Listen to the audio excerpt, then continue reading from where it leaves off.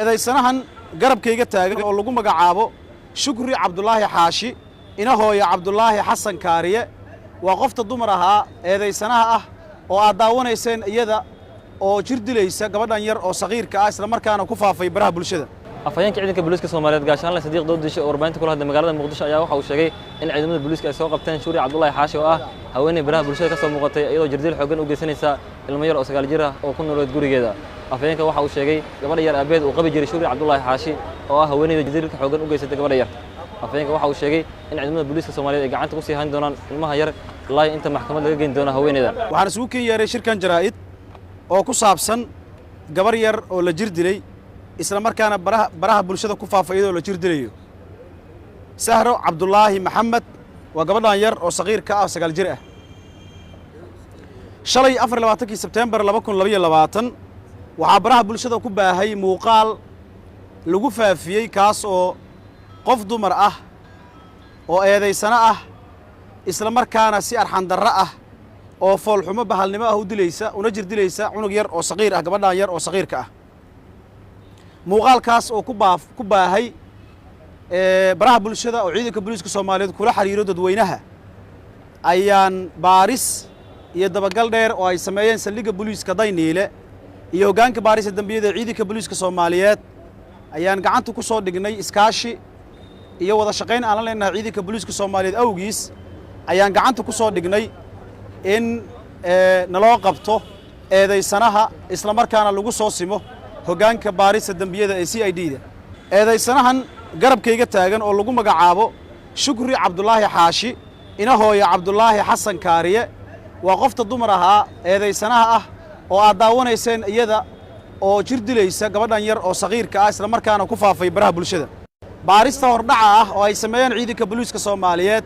ayaa noo cadeynaysa in eedaysanuhu ay tacaddi u geysatay cunuga yar oo saqiirka ah isla markaana tacaddigu uusan ahayn wax ku ekaa dhacdo shala kaliya ku eg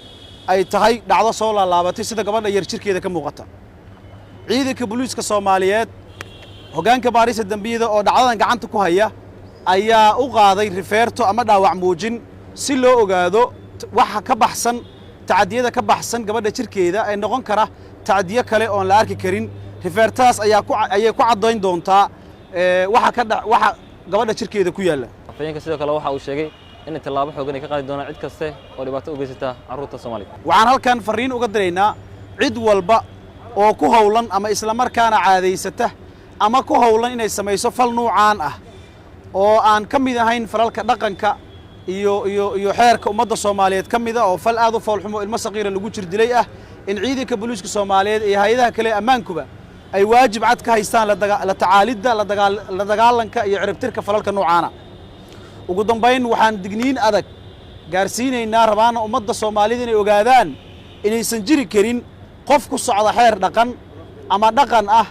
ee raba in sifa dhaqan ayaan ahayn sifada sharciga dalka u yaala shuruucda iyo qaanuunka dalka u yaalaan ahayn in lagu xalliyo kiiska nuucaan ah. eedaysanu waxay wajihi doontaa maxkamadda awoodda u leh. muddooyinkii dambe ciidamada booliiska gobolka Banaadir ayaa waxay sameeyeen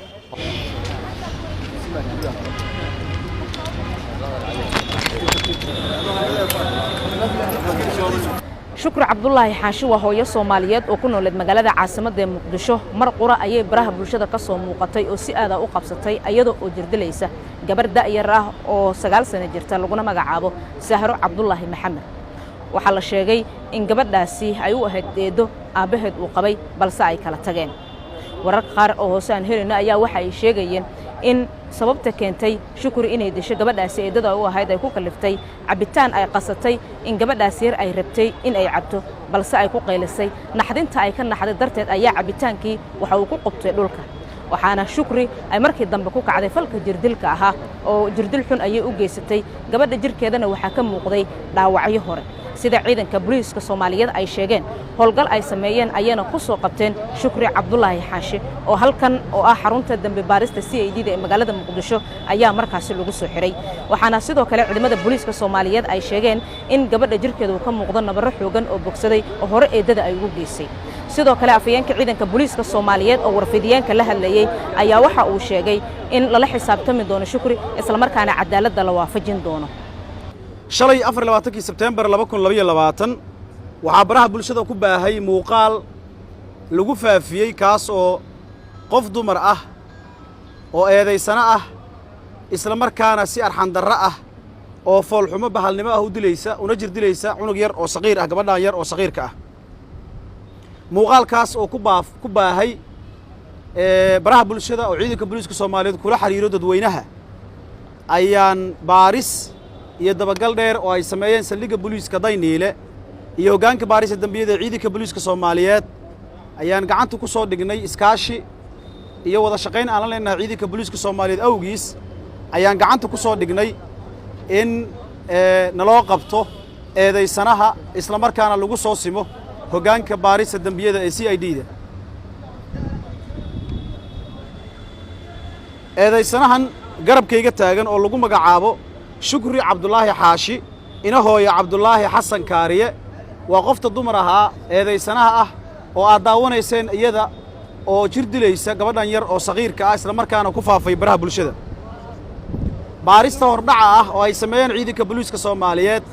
ayaa noo cadeynaysa in eedaysanuhu ay tacaddi u geysatay cunuga yar oo saqiirka ah isla markaana tacaddigu uusan ahayn wax ku ekaa dhacdo shalay kaliya ku eg ay tahay dhacdo soo laalaabatay sida gabadha yar jirkeeda ka muuqata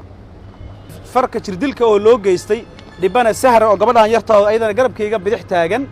waxa ka dhaxeeya dhibanaha aabaheed ayaa horay u qabay oo ay xaas u ahayd Shukri eedaysanuhu waxay eedo u tahay Shukri inkastoo hadda aabaheed uusan qabin shaacin baadi goob gooni ahna aan lagu sameyn laakiinse dadka deegaanku ay xaqiijiyeen in goobta ay ugu tageen raadnin haweeneyduna ay horay u sheegtay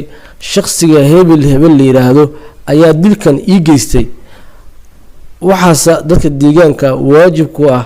in la iska saaro culays in la soo qabto ninkii dilkan u geystay hooyadan Soomaaliyeed ee kufsaday jir dilay dhibaatana u geystay